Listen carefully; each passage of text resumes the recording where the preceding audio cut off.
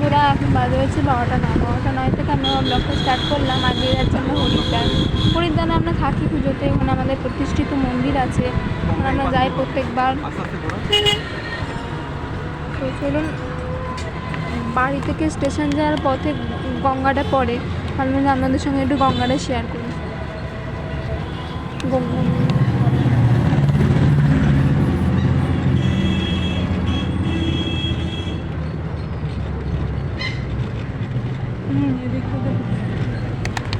এই যে গঙ্গা আসছে,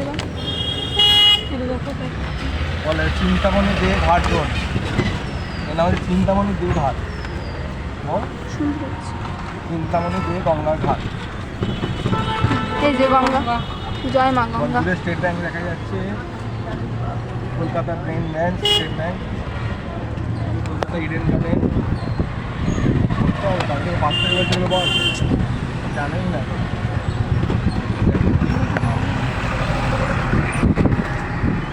দূরে কলকাতা ইডেন গার্ডেন্স, পাশে স্টেট ব্যাংকের কলকাতা মেন ব্রাঞ্চের অফিস।